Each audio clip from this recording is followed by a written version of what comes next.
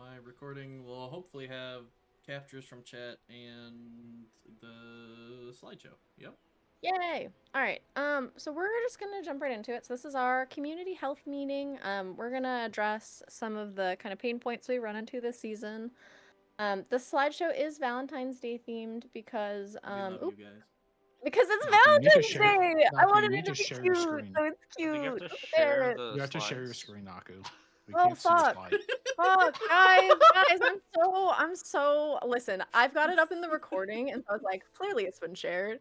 Hey guys, look, it's the community health meeting. Woo! Can everyone see my screen? Yes. Thumbs up. Thumbs down. Okay, cool. Sometimes when I start sharing, you stop hearing me, so I'd like to check. Yes, the slideshow is Valentine's Day themed. I don't know why there's slide in effects, but that's okay. So this is our meeting schedule.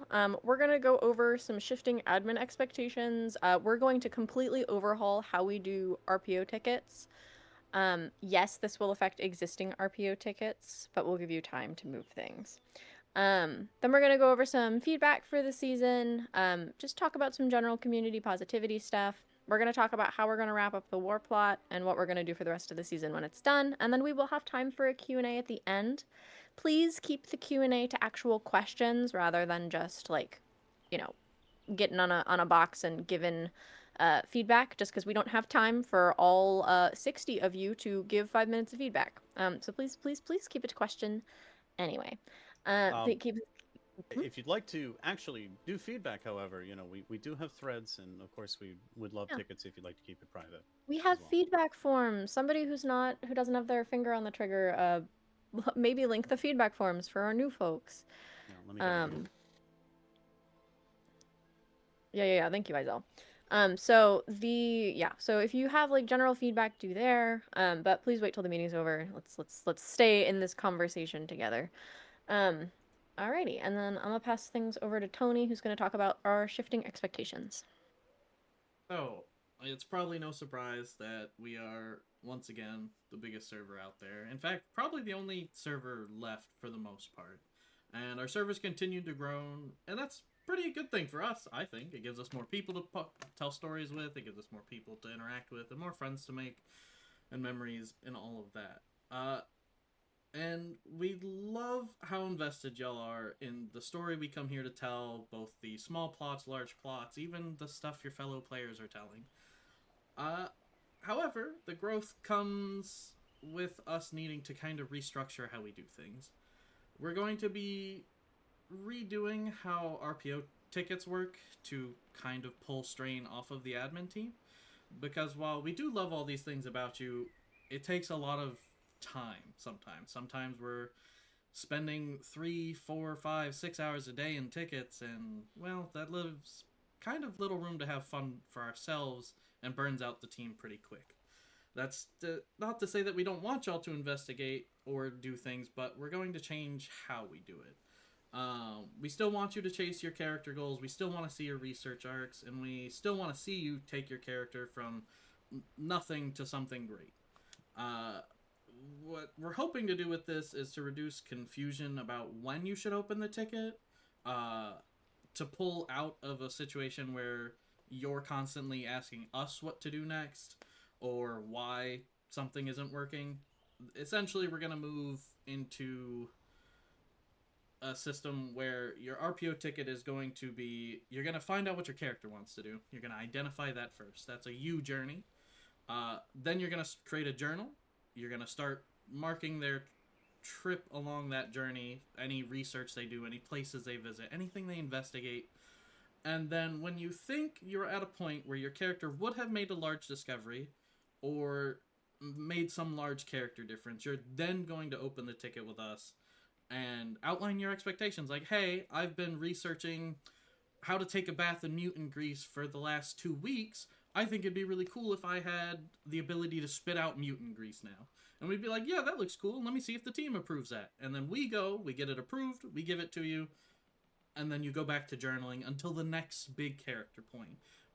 Long-term standing tickets have been a time sink for us, where it's constantly back and forth and just requires a lot of effort. And it's not that we don't want to give y'all effort, it's just there's 12 of us, and there's a lot more of y'all than we can handle on our own. So the kind of spirit of this new system will be build your story first, right? Document the whole process of the journey you took along the way, how your character felt, and then bring it to us and tell us about it, and we'll go through and read it and go from there. I've pulled a couple of y'all's journeys that we think are pretty thematic, and I hope some of you don't mind, because I'm gonna call you out. These are people I think who have done a fantastic job documenting their personal characters' growth, their stories, the way they've investigated things. All of these I think are fantastic. Some of them are newer members to the community. Some have been here for a season or two. They're just all really well thought out. And if I didn't link yours, it's not because I don't think it is. It's just what I went and grabbed through this morning. But it's kind of the level that we're kind of looking to set expectations to. They do all this work, and then they come to us, and they either have questions because of something they've discovered, or they're like, all right, I've done all of this. What can we do about it? And that's kind of the spot where we want our PO to move towards, because that's more fun for us to handle. It's hopefully less time consuming because you'll have everything ready for us, and we won't be pulling or asking you for things. You'll just have this expectation. Yeah, I will pause here because I just yapped for a bit, and I want to make sure that everybody understood kind of what I'm getting at here. Before We've I got move on to the next section. slides for each step, so we could go over them Yeah. a little. Yeah, we can go through slower. slideshow here. Let's see. Yep. So, what is the step one? Like I said, find out what your character wants to do. Are they looking to start? I'll use Jamie as an example. He may or may not be here. Is he looking to start following Holy and gather a following or start a church?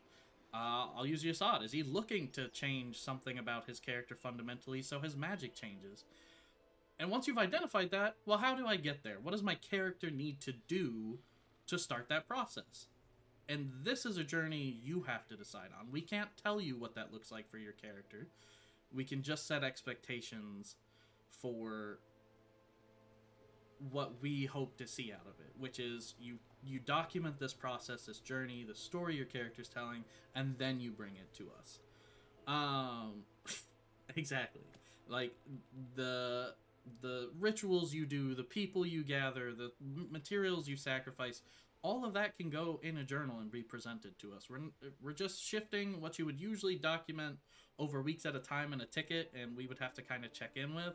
We're just moving that to all be in one location in a journal, and you just link us the journal, open the ticket, link us the journal, and then ask or question what you're hoping to get out of it, and then we wrap that up. That's the direction we're hoping to move towards, and I hope that's understandable because I am rambling a little bit here.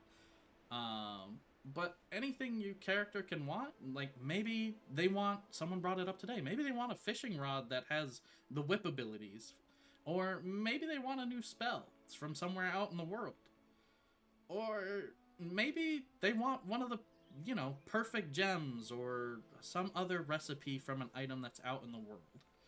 These are all things you can get through your character's own story. You just have to document it and then bring it to us. Yeah.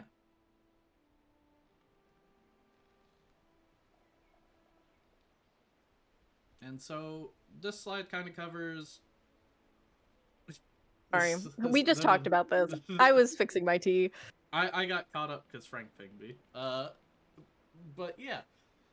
Basically, we want you to consider your character's journey before coming to us, because we can't tell your story for you. We just can't, and we want to move away from that being the expectation.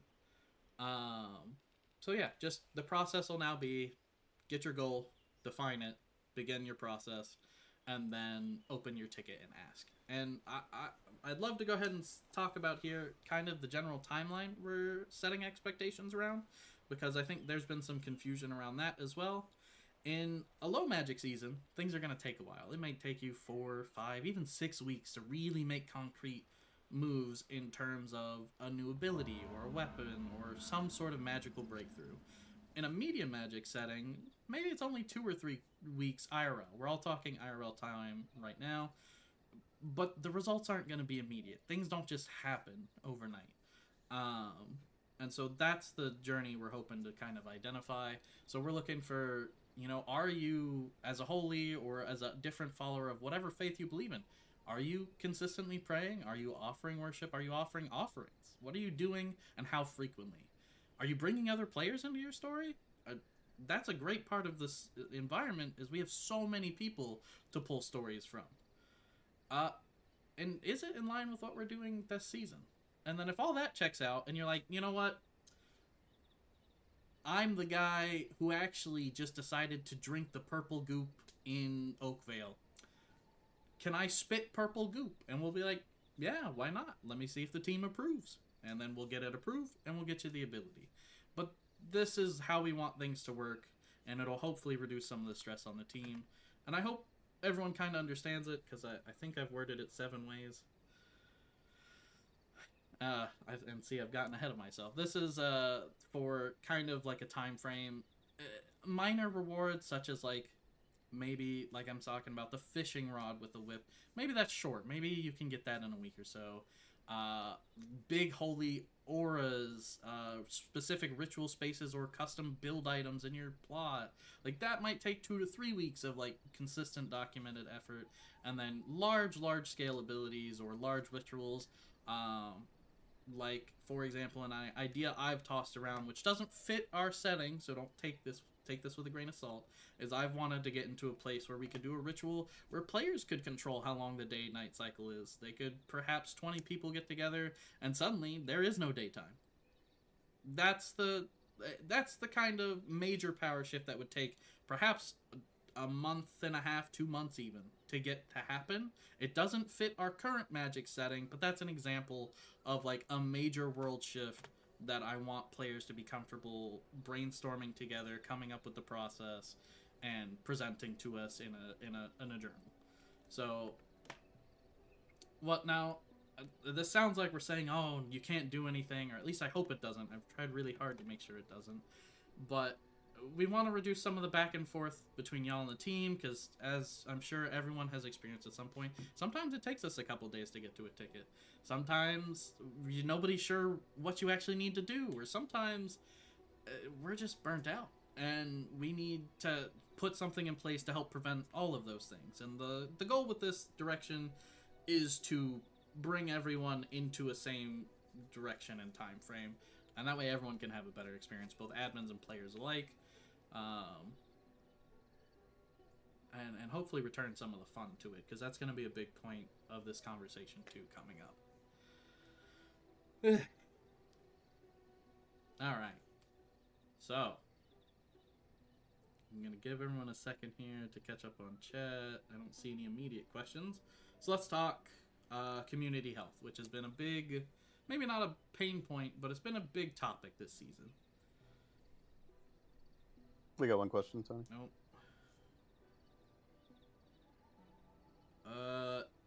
Yeah, absolutely. Can If you beat want us, but if we don't know what you're after, we don't know how to help you. But if you want us to hit you over the head with a surprise chair for your efforts, you just have to open a ticket and be like, "Hey, look at this thing." Yeah. Andrea, if you would like to open a ticket to ask questions, you're more than welcome to. If you're not entirely sure, we love helping clarify stuff, especially before things are already in motion, so that way we don't have any awkward moments down the line. So yeah, if you want to talk to us about it, we'd love to.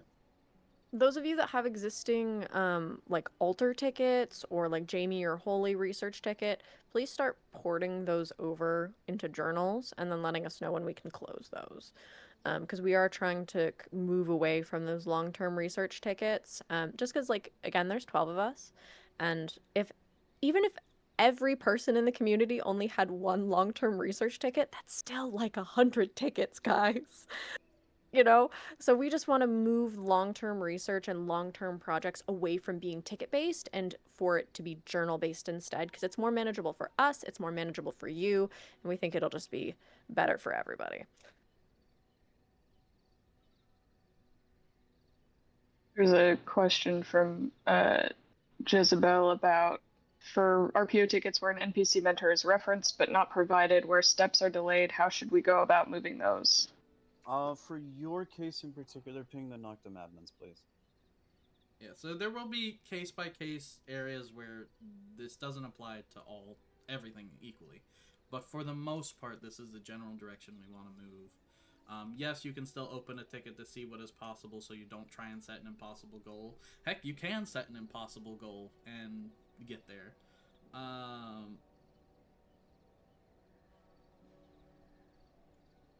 As So, for your fast horse ticket thing, that's still not on the table because bat form on the ground, which is what we have this season, there's not actual bat form flight. maybe. Anyway, yeah. Regarding the horses, they are actually faster than bat form. It just Quite looks cool. significantly. Yeah. So, yeah, bat form has always been slower than horses. Fun fact. And then I'm gonna take these next two questions, and then we'll start talking about community health. You could act as if it's matched up, Yasad, or you could leave an area for it to be filled in if it's something you're not sure about as possible. And that could be like you would open the ticket and be like, hey, I did this, what's the result? And then we'd give it, you'd add it to your journal, and then we'd close the ticket until the next time you needed something. There wouldn't be these long-standing free forms anymore because it's quite frankly hard to track. Is there a plan to shift human contract tickets? Those are, until we figure out a different way to work on, there is no plan to change human contracts at this time, just because of the nature of blood upgrades. But yes, I actually almost highlight to most of the humans, please keep a journal of anything you want to do, because it's much easier for me to monitor.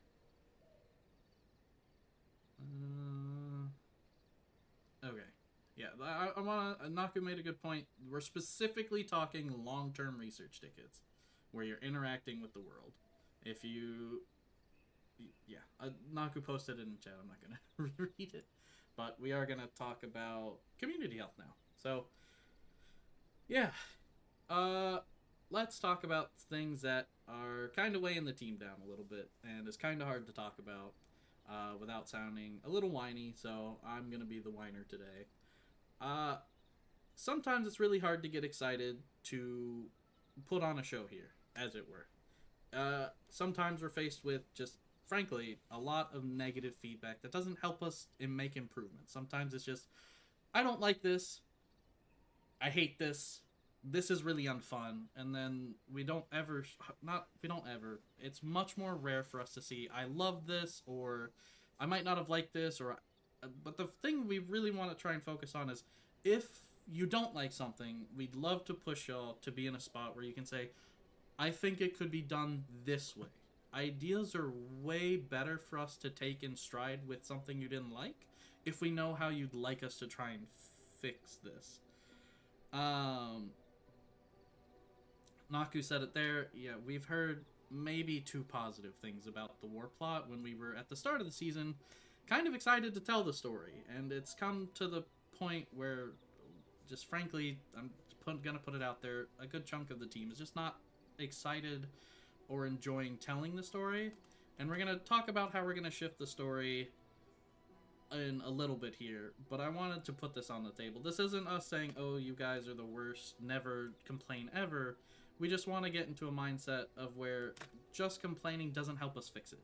If you want to say you didn't like something, give us some alternatives. Talk about your ideas of how you'd do it if you had been in charge about it, because then we can take it in stride and be like, okay, they didn't like it, and here's why, and here's what we can try next time.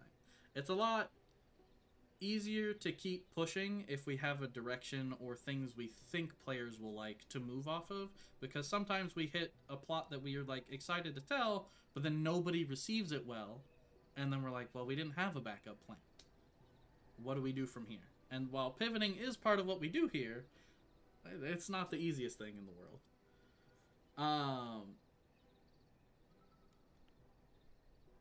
Yeah, we still want y'all to speak up, but we want y'all to kind of think about your feedback when you're giving it to us sometimes. Does your feedback help anyone? Us or yourself getting it off your chest? Is it something we can even change? Sometimes there's frankly not anything we can do. The difference between constructive feedback and just feedback being you're giving us an alternative solution or how you might do it. And if you like something we do, there are several people on the team who would love to hear about it. We have community appreciation for much of the same reason. You all love telling each other how much you enjoyed the scenes, how much you've enjoyed RPing with each other. We'd love to be in a spot where that is also directed at the team sometimes about a story or beat that someone's picked up. This isn't gonna be a request, just something to keep in mind. And so this kind of brings me to why we're having the community meeting in the first place. And it's something we kind of learned as we did this plot. As a community in general, both from the admin team to the players, we have a pretty big struggle with prolonged, high intensity, PvP heavy, or even conflict heavy arcs. Especially when the world sits in a state of open conflict for any extended period of time. That environment's not been fun for a portion of the server. We've heard y'all. And it's even hit the admin team at points. Like, it's not necessarily fun for us to tell that story either. And this is mostly our fault on this one. We recognize that we had hoped to kind of have this plot be Warbat centric, where we'd have different Warbat stages and not open season. And that's our fault. We didn't set the tone correctly. We didn't give good examples. That's on us. But we are going to work on pivoting and moving away from that. And I hope y'all understand why. It's draining on everyone's mental reserves, both from winning and losing sides, to be at a constant conflict vigil with no set rules or parameters in place for people to kind of understand. So I think Duke, or I may be getting ahead of myself, we'll talk about how we're pivoting to get away from that. But I do want to say, we're not trying to blame anyone. We wanted to try a super conflict heavy season, which this team's not done before, and we're realizing maybe we weren't prepared, or maybe we didn't have the full scope of what we were diving into, or we didn't set the expectations correctly. That's on us. So we're not trying to blame anyone. It's just the reality of what's happened here, and we want to talk a little bit about this. Isn't to say you can't have conflict. Spontaneous conflict is allowed here. It's part of storytelling. Characters should clash and rise and fall, and people should disagree. Rivalries are healthy, and communication can be a large part of it, but when conflict becomes like the dominant tone of the world for weeks at a time, it stops feeling like we're telling a story with tension, and more like we're just applying pressure to people. We do want tension to be around, but we don't want constant emotional fatigue. And so we're going to work on trying to fix that. Part of that's going to be changing the community's mindset. Part of that's going to be individual responsibility. And part of that's changing the structure, like with constructive feedback or the new RPO system. If something's not fun for you, that does matter. But instead of stopping at, I hate this plot, this feels bad, let's try something like the sandwich method here, which is, start with something that is working. I love this, or this has been really fun to interact with, or I've loved how this is done. Then say, but this hasn't been really working for me.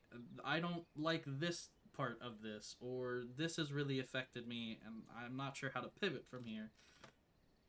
And then, if you have one, offer your solution or alternative to the problem, and we can see what we can do about that. And I want to make this clear. If you have a problem with how a scene has gone, if conflict, just a disagreement, anything at all, it's not always the aggressor's responsibility to reach out for conflict heavy scenes. If you're bothered, please reach out to them. And if you're not comfortable doing that, please open a ticket with us so we can help you. Sitting miserably because you've had a scene you don't like doesn't help anyone enjoy their time here. And if we don't know what's happening, we can't help you. And we want everyone to feel comfortable, quite frankly, reaching out to each other in the community, because we're all here to tell a story. But if you're not, or if it's too daunting, please let us help you. That's what we're here for. We have conflict tickets. Most people's DMs say if they're open or not. Oh, am I cutting out real bad? My internet might have gone on the fritz.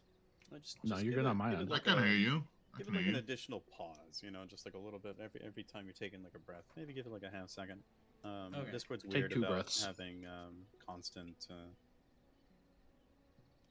If transmission. if you reach out and they don't seem to care, that's ticket territory. Just reach out. We introduce these tickets, the conflict tickets, so we can help mediate. We have a whole team of folks who are willing to sit down and help people get to a spot where hopefully they can both enjoy what's happening. A lot of like our bleed and stress would be alleviated if we just worked with the people, because while their character might be frustrating, a lot of times the person behind the screen is normally pretty enjoyable to interact with. And it's getting around the concept of I dislike their character and I don't feel comfortable speaking them to they're playing a really evil character, let me talk to them about it. And that some of that's going to take a mindset shift, and I'm not saying it'll happen overnight, but we want to push heavily in that direction because frankly we've seen it way more prevalently this season. People are just almost afraid of their fellow co-writers, and that's not where we want to be. Pasithea can tell you from an example, they've got a conflict ticket, as they've said, and it's been really well received by them. So talk to the people you RP with. Do you think another important note from this section is we are not discouraging you from giving feedback. We just want feedback to be, one, productive, and two, in the right areas. We'd really like folks to stop kind of like dogpiling in general. When, after an event, when something, that they don't like, we have an event feedback thread. So if there's something in an event that you don't like we spawned too many blood prophets, pop it over in that thread. That's where it belongs, rather than being like, I hated that event, it was awful.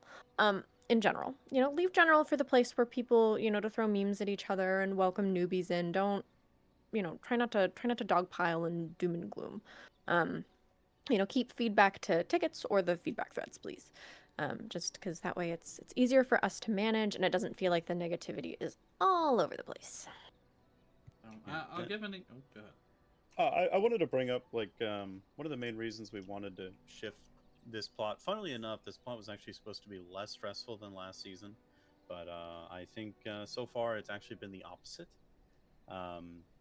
We got a lot of feedback about it being too stressful, too world-ending, and a lot of people were kind of tensed up about it.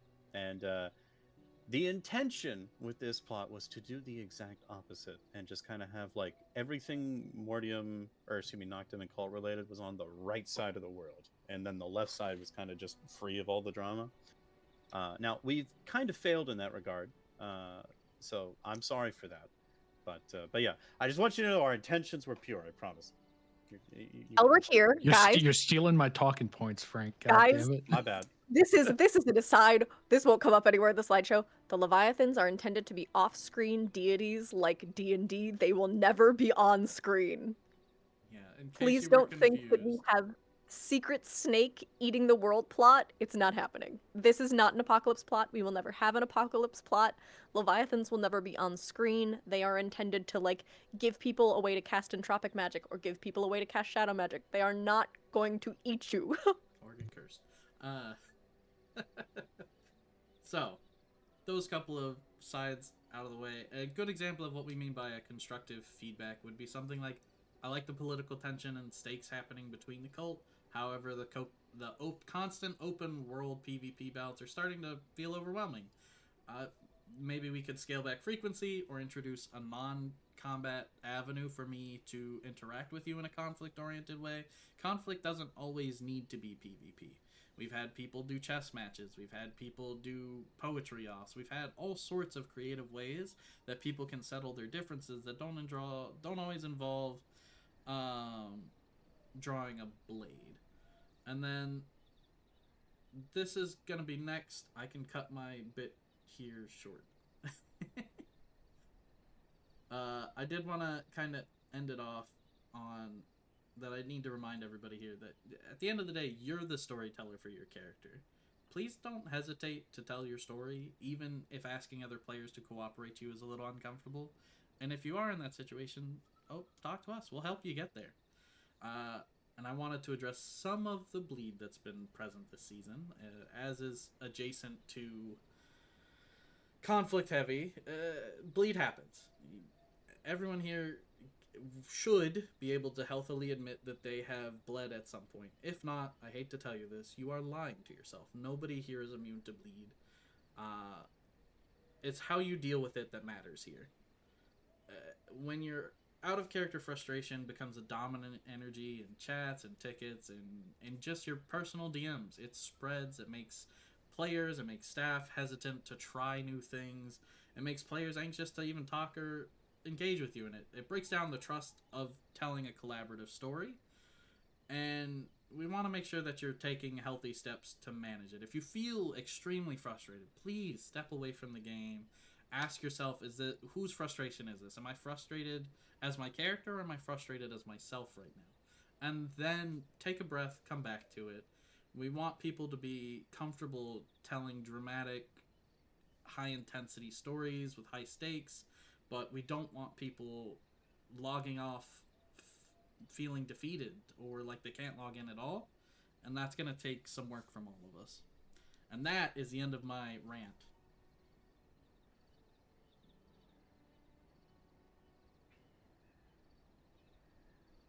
We love rants. Hey, all right, now Duke's going to talk about the end of the war. Okay, so as you guys can see, yes, we are planning on ending the war in like 2-ish weeks. We don't have an exact timeline yet because it depends on how things go.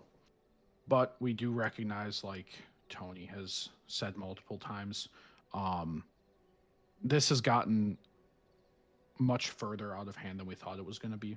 The scope got a lot bigger. We were not expecting to have the candles or the candle burn at both ends. A lot of us are not having a lot of fun adminning it anymore. We've been getting a lot of feedback from you guys about how uncomfortable it can be at times to even just leave your house. That's not a situation that we want to put anyone in. It's made the server feel more like a PvP focused server than a roleplay focused server. And once again, that's not what anyone wants to do. So we openly admit that we made some mistakes with it. We wanted to use it to showcase the new Warbat system. Obviously, it has not been that. A lot of us have been doing faction leader stuff, taking away from our experience to actually play our characters because of ticket load, things like that. And then FRP is just too common. I know we've heard it from multiple members on the cult that they don't even want to log in because if they leave their home, they're going to die. That's not the community we want to have. Value of life spent on the decline. You know, people are getting jumped and just kind of sitting there and taking it. That's not fun for anyone. It's not fun for the attackers or the defenders. So what we're going to need from you guys as we kind of roll this out, when the war ends, the war's done. If you're a cult person and you want to say, oh, Aelfer, I'm still pissed off at you because of XYZ that you did during the war, that's cool. But don't let that be the focus and you're just still jumping people from the other side. If you're on the winning side, win graciously. Be humble in victory. We don't want to see everyone just continuing to bash people for the next 2 months that we have the server up. If you have beef, solve it in a warbat. Move on. Even if it's hey, we're going to duel, we're going to play chess, we're going to do a poetry off, or we're going to see who can catch the most fish to determine who is the better person in a given time frame. Figure out your beef, please. Don't clog the way gates with your grudges. Once again, if you win, you win. If you lose, you lose. Let's all just move on because it's too tense for everyone. Go to the next slide. What are we going to do for the rest of the season? Because this was intended to be a season-long plot, and it's not. We can't sustain it. Quests will be scrapped once the war is over. Reputation will be switched to vibe checks. If you were vibing with Noctum, you're still vibing with Noctum. If you're not vibing with Noctum, they're not going to go out of their way to come hunt you down and kill you. So once again, quests will be reduced. We want to focus on doing more pop-ups for you guys. Stuff like dungeons or The Oasis Spirit some last night. the Oasis Spirit last night, or the Ghost last night, or someone Bandits of zooming Week around on a 1. horse. Yeah, Bandits of Week 1. Just the fun pop-ups. Makes more RP for us, more RP for you, because we don't have to spend so much time trying to do the logistics of this big war. Less open world PvP. We want to get that back to war bats, or popping into the DMs with the other side and being like, hey, roll up behind the Hardys on 9th Street at 10 p.m. Let's have a fight. So that kind of stuff. More dungeons, more rabbit holes, more little Easter eggs. Vlur will have more time to work on mods, maybe.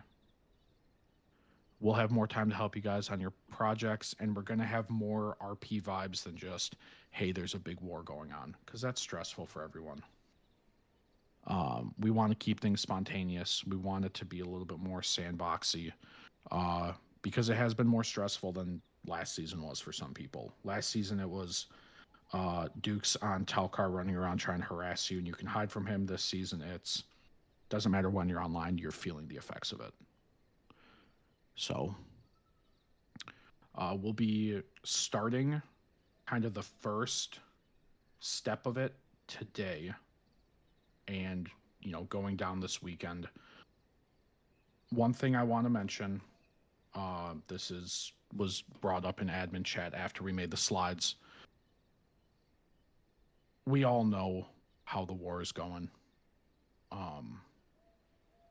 how it ends, how it looks when it ends. That's going to be determined by you guys still. We're not trying to take away your agency. We're not trying to punish the people who have gone super hard into it. Because even though it's been stressful, it is nice to know that people are, in part, enjoying it. Even if you're not personally enjoying it, there are people out there who are, and we want to give them their closure. So keep role-playing it out. We're going to try to make this as quick and comfortable as possible for people. We know how it's going to end. We just don't know what that ending's going to look like. So, anyone have questions about that at all? I will say we're workshopping a way to make it so that people that were cult aligned and are doing shadow altar stuff can still do shadow altar. So it'll be more of like the self-led journal RP, and then certain offerings may get you new shadow abilities, that sort of thing. But yeah, it is looking like, just on a sheer numbers game, Noctum will probably win. How exactly that victory takes shape is up to the players, because a lot of players have been sniffing around Arbiter and doing some investigation. So what that looks like will still be player determined. We're not going to try and railroad you guys, but we do think the cult will probably take the L, just because there's more people aligned with Noctum. Da-da-da-da. I do want to give a courtesy OOC heads up. It is very likely that a lot of NPCs and a lot of NPC-PCs will die in the next 2 weeks. So if you are someone that struggles when characters perma, please keep that in mind. Mentally prepare yourself for anyone and everyone to die. We're not cutting content, we're speeding content. So that means that permas that may have originally been planned for a month from now could be tomorrow or next week sometime. So keep that in mind, because a lot of characters are going to perish in the next 2 weeks, because we're ending the war very quickly. So things will not be as separated space-wise.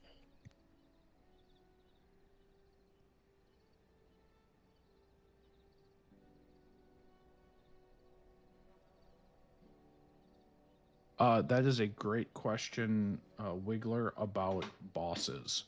When the war's done, the bosses will be open. Yeah, the current plan and server info is outdated. I'm not sure that we will update it. It's kind of go on the fly based on how the war is going to progress over the next 2 weeks. We will try and get some of them updated so people can make events if they want to. No promises. One easy thing that we could shift into doing things is should Noctum, end up winning faster than anticipated or whatever or anything, we could just kind of flavor it and shift it into you're not killing them, you're simply sparring them. So just little things like that as well. You don't have to word it as you're going out of your way to kill X faction. I mean, you can if you want to, of course. Ev, that was a great question you asked. When the war ends, will people be kill on sight for rifts and stuff? I believe we are going to be dropping that angle as well. Frank, is that still the plan? Let Sorry. people touch rifts? Yeah, I don't give a fuck. If the war is over, there's no reason to care about the rifts. Y'all can go rift. Yeah. Y'all have gone from trying to diminish their forces to now there's no war, and the Draculan population needs to be kept in line. Or however you want to flavor it.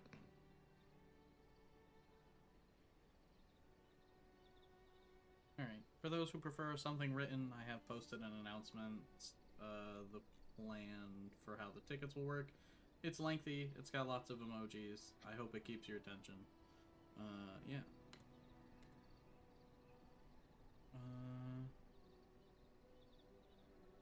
I did see a question about NPC PCs. About, I think it was Jezebel, but chat's going really fast, about how that's been going. Kind of. I think that like the cult NPC PCs did a fantastic job of like wrangling quests and tracking quests and the quest tracker thing.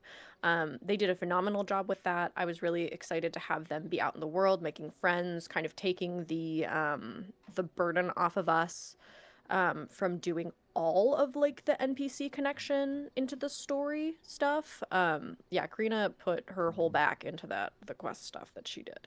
And we're very appreciative of that. But there are certain aspects of how we did it this season that made it so we had like persistent EVs, and so they did need a lot of oversight in a lot of ways. So there were parts of it that were good, and there were parts of it that I would tweak if we do this system again. Just because I think we just needed to give them more information so that they could fucking shoot the gun without having to check in first more frequently. Because we set it up to be a role that needed a lot of oversight, and so just it's been an oversight heavy season. Yeah, that's great. Marjorie, if you cannot do a lot of grief RP, that's why I was last season. Scarlet had too much grief RP, so I'm super burned out on it. I really won't be able to engage in grief RP. So yeah. Thanks, bro. So I get it. Yeah, so take care of yourselves. If you need to step away, if your character is going to go on vacation for 2 weeks and then come back to everybody being dead, cool. Have fun. Great. Take care of yourself. So we're going to shift into taking questions now. Again, please try to keep general feedback out. We just specifically want to answer questions. If you're going to pop a question, put it in a box so we can see it in the chat. Yeah.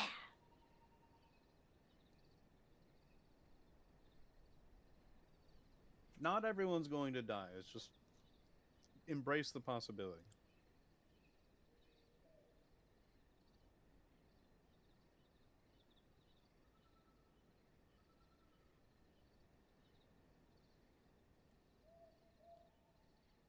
And yes, Tony, I'm too lazy to look over. But yes, I can help with the dungeon. My time is now suddenly free.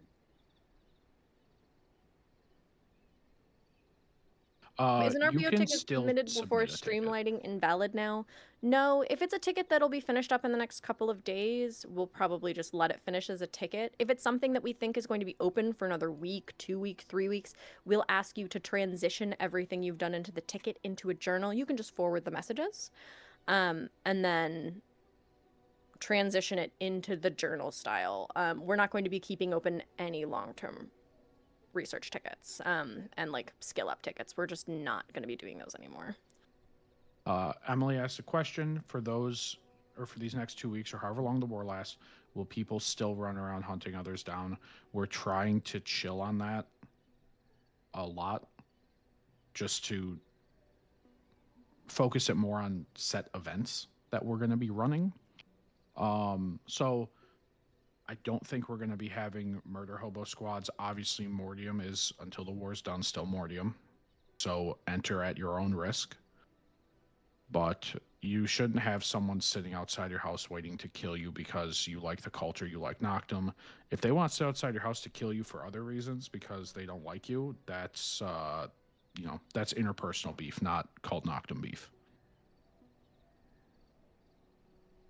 A lot of questions coming in. We'll try and get to all of them. Will we be able to avoid NPC deaths? Some of them, potentially. It's still on the writing table. We'll see how that goes from player effort. I'm just saying, okay? Go ahead. I'm sorry, I'm just speedrunning questions. There is an event scheduled for today. The block is not at the start of the event, it's just the set of time that we may have the event in. Obviously, we're going to need a little bit before we have the event queue up. It's not happening immediately. Valeria asked a good question. I think that you skipped. I've with faction rep. answered in chat because I think it's missing some elaboration. We are still... Gotcha. You're not losing your rep just because the war is ending. You'll still be chummy with whoever survives, if anyone. And we will likely... I'm not sure if you're talking about loss of the system of faction rep or loss of your character's faction rep. I think that's where my confusion is. If you could elaborate. With the war RP rushing to an end, does this mean the whole Arbiter plot will be rushed as well? I don't know what our plan... Duke? With the Arbiter, I will ask you guys to find that out in character because a lot of what the Arbiter plot is dependent on what you guys want to do. Please don't do this because I'll cry. If the whole server shows up with a warbat to kill or to, try to find the Arbiter and kill him, I'm going to respect you guys with that because that's what you choose to do. There's a lot of intrigue left. It really depends on how much engagement you guys have. So, yes and no. The Arbiter's not going to be a kill on sight, go around hunt all you guys, though. I can promise you that. We're shifting. I don't think we made this clear enough earlier. We're shifting more towards sort of like a sandboxy season for the latter half of the season. Once the war is over, we really want to go back to doing the things that we like as a team, which are like pop-ups, which are dungeons, that sort of stuff. So it won't be wholly completely sandbox because there's going to be some lingering effects of the war that need to be addressed. But it's going to be very, very light on plot. It's not quite sandbox because it's not truly plotless, but it will be very, very close. It's going to be pretty plot light. We'll do pop-ups. We may have some long pop-ups, like pop-ups that last like a week. Like maybe Lumira will show up for a week and there will be a bunch of paladins everywhere and then they'll be gone. We might do long style pop-ups, but we don't have...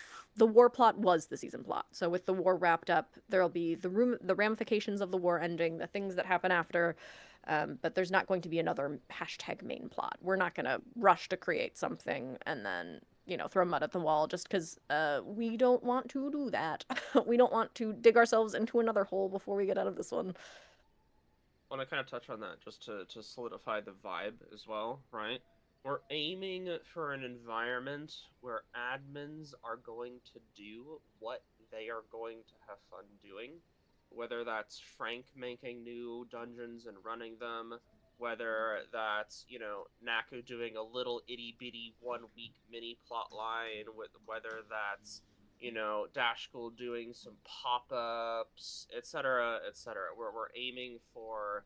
Hey, we're not going to have some crazy, insane mega plot line that we have committed ourselves to. The admins are instead investing their time and energy into these small, little, tiny pop-ups and narrative things that they personally are going to have fun with. An example of one that's long-term currently is Illusion Leviathan. That's like not a major plot point, it's a minor plot point that is ongoing. Well, you've been having a lot of fun with that, right, Tony? Yeah, that's why I said it's an example of one. Yeah, exactly. Next question I see is, should we abandon any player-driven war-related plot lines? Been planning on a big one with some other players and would hate for us to just... I'm not sure to the extent. I would probably open a ticket and loop us in on what your plans are if you haven't already. Likely, if you've got something scheduled, we'll not ask you to reconsider. We just might move your timeline a little bit.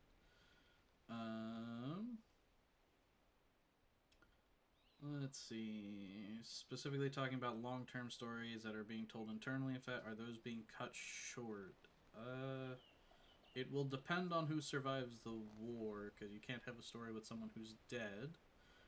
But there's still memories associated to that in RP around that, so maybe you can. I'm truthfully probably not the best person to ask this one. This feels like a question that needs a specific thing to be pointed at for me to understand how to answer it. Sorry about that. If someone wants to correct me, they're more than welcome to. Are there any major changes to there not at this time to the illusion story? What will happen to the gated large fortresses? We haven't decided yet. Depending on how the rest of this war goes, if any are left remaining, they will likely be open to warbet from players, and we will staff them as events similar to Oakvale last season, unless you want to correct me on this one, Frank? Yeah, I'd love to. So I actually have already spoken a bit on that, but the fortresses, when the cult is gone, do not need to be there anymore. So we're probably just going to get rid of them, unless the players really like the plots and they want them to stay around. They're not going to be here. Yeah, they might get blown up. And if they don't get blown up, like I said, similar to how we did the Venom Blades plots last season, we may come up with silly warbats if we feel like it would be fun for, like, for example, a Hollowed Mountain or something. Not going to promise that one. It's an idea. We haven't actually talked about it.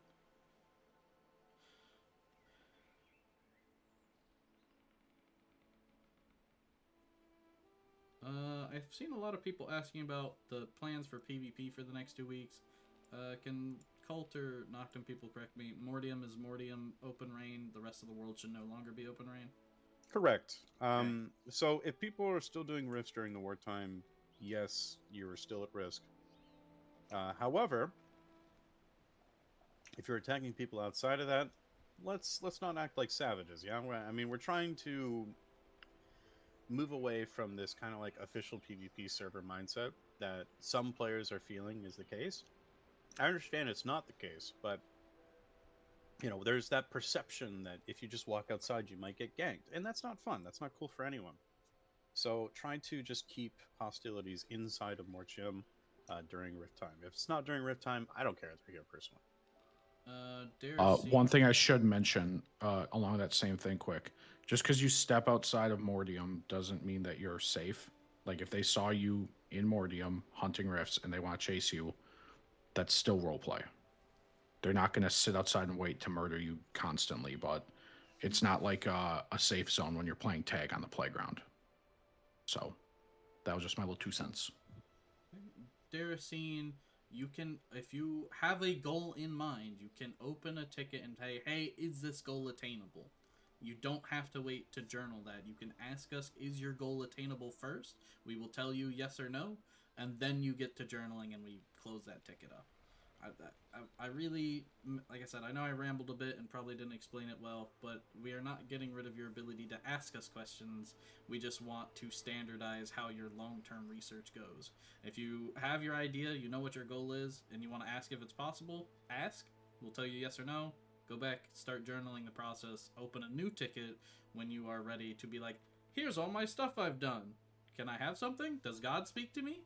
Does he hate me? Who knows? Mm-hmm. I saw a question from Hannah that was answered by Nell as a to be discussed. However, I would like to at least give you some insight into some ideas that we were floating around, depending on how the war resolves itself. So let's say if Dorian is still alive, right? Dorian may still be available either via exile or imprisonment, or hell, even if we end up in peace somehow by some miracle. They would still be available for contact. If the cult is entirely wiped out, then what I would do is I will go through all of the cult buildings and make sure all of the doors become neutral, so people can just wander in whenever they want. This is again, these are ideas that were floated around.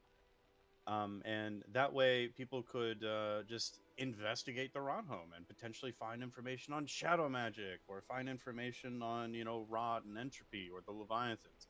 That's just an idea. These are not set in stone. These are just, again, ideas that we were floating. I wanted to keep you like in the loop on what we're planning, rather than just kind of keep you in the dark. Should a cult So- oh, go ahead. Well, yeah, I mean, if you don't want to interact with them, try to save the NPCs. Put significant effort in, and we will absolutely reciprocate. So, should a cult NPC PC survive, can they join a sigil? Probably not.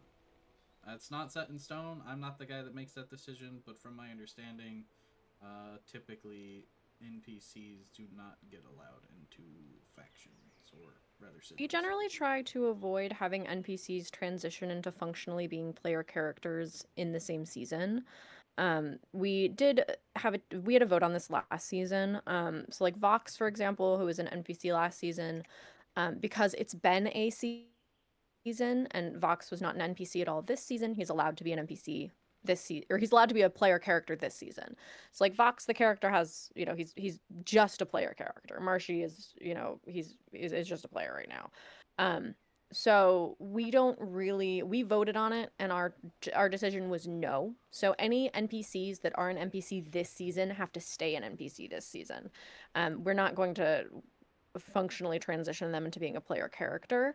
So unless they could still fulfill their NPC function while living with you, maybe, but probably not, because we want NPCs to stay NPCs. They should not be played with the equivalency of a player character, because I don't know. It feels bad when it feels like admin player characters get perks simply because we're admins, because we have access to like commands and stuff. So like, for the most part, unless I'm like dot flying someone because they're being thrown by a group of 30 people at a birthday party, I try really, really, really hard to never use admin commands on my player characters, but NPCs use admin commands all the time. So we try to keep that separation intact. To answer Lothric's question, you're more than welcome to try again with a new process and document it and open a ticket. Yes. I will. Well, I'll speak on that as well. So regarding the Perfect Gems shenanigan in particular, this situation, because Perfect Gems require an admin to spawn in the item, we have a similar hiccup with Arcane Weave, for example, for those of you who remember it from last season. If there's a special debug-related item that isn't implemented in the game that requires a admin to run a command to spawn it in, that's a logistics problem for us. We don't have the spoons in order to allow players to produce those items and then be around to spawn those items inappropriately when a player decides to make them. I am in the works, spoiler, of potentially having ways of doing this. In which case, once the tech has been, working and good to go, then yes, you can approach this. But wait until we get a chance to solve our logistics issue surrounding items that have to be spawned in, so that we aren't burning admin spoons trying to facilitate that for the whole player base. After the war, can I still live in Dracula's castle? If you were given a key, I imagine the answer is yes. I addressed that in chat. Okay. Yes, Dracula's castle is livable in this season. For those of you not affiliated with Noctum and weren't aware, several players have already been granted the ability to do so, notably the Darkwoods and the Mancinis. Charybdis is currently our only homeowner, though. Yes, you may still join the Noctum Sigil. Naku, I think this one. So, given plot concluding, and it wasn't really gone over, a benefit of peeps reminding and Noctum just got said, cult gets wiped out. What happens to the efforts of those who sided with them? So you still get to keep all your stuff, and I will fulfill your order that you sent in bat. So like any custom weapons you got, those of you that had the ghost stone nodes in your house, you'll get to keep those. Just don't put a roof over them, and they'll explode and never come back. You'll get to keep your weapons, any gems, anything you get. And then if you're doing anything with like either of the Leviathans, if you're wanting to do like Ultra RP, that will remain unchanged. The Leviathans are going to linger even if the cult loses. So that will stay intact. Unfortunately, the rest of like the cult ranks and cult quests, that's kind of one of the things that we're cutting, just because there's not really a way for us to. It doesn't make sense for the war to end with what will probably be the losing side retaining its structure and function. If anyone from the cult survives, they will be there in like an advisory position where they're able to give you tips and stuff for altar things of like that the cult was doing. But they're not going to remain as like a functioning like organization, if that makes sense. So unfortunately, that is one of those things that we're just kind of cutting. If we can give you anything or help you in any way to make that feel less bad, absolutely reach out, Yasad.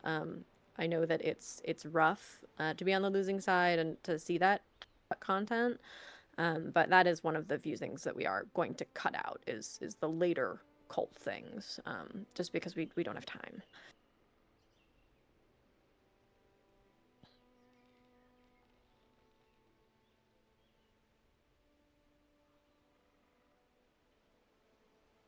We are thinking of maintaining the cult builds to an extent.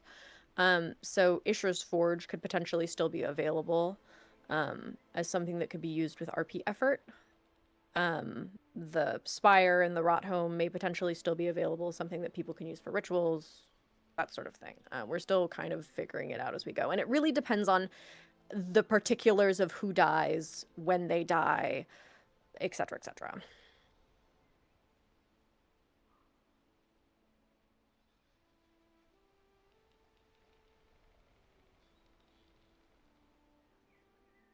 All right. That said, I think we've caught all the questions up to this point, and are probably gonna look to wind down the meeting. Mostly because we've already been here for an hour and some change. Are we missing any question? I think we got everything. Any questions after the meeting can be redirected to tickets. I hope this addressed some of everyone's concerns about the current direction of the season, including the teams. And I think you'll see what we mean by just doing things we enjoy. Small pop-ups, long-term investigation type stuff. We're mostly just trying to shift the team to be in a spot where they don't log into their character, see 35 pings in Discord and go, I can't play my character right now, I need to handle this. Which has been a sentiment on the team for a little bit now, and we want to move away from that. So hopefully y'all are understanding of that. If not, you can yell at me. My DMs are always open. So, yeah. Look, I live on my bench for like the first 2 hours I'm online, making sure I'm fully caught up on tickets. Okay, you know, just to put it in perspective, do you want me to be on my sad bench, living sad hours here in Mortium? Oh, 2 last minute questions Bro, here. bro, you have that hangout spot. Is there a way to change hoods in PvP? Maybe, but I don't know if we want to. The whole point of the hoods was to allow people to do things anonymously, and unfortunately, the way the buff itself works is, and Vlur and me went on a science trip in character last season to find this out. We're barring, just for anyone who likes knowing funny stuff, the way we make the hoods work is, you know, Duke Albaton or whatever the heck his name is up in the Cursed Forest, when he swallows you, your nameplate disappears from your allies. And that's how hoods work. We made it to where when you're wearing a hood, you're swallowed by the frog. Yeah, some We don't people really were have very any control disgusted by past the that. revelation. Past that, we don't really have a way to change that. At the end of the season, we'll put another vote. If people really don't like hoods, we'll look at just removing the functionality for next season. I think it's been a net positive, but I understand if that's not the popularity thing. Are there any ways to gain access to Rift sooner as a non-war participant player or faction? I don't know the answer to that one.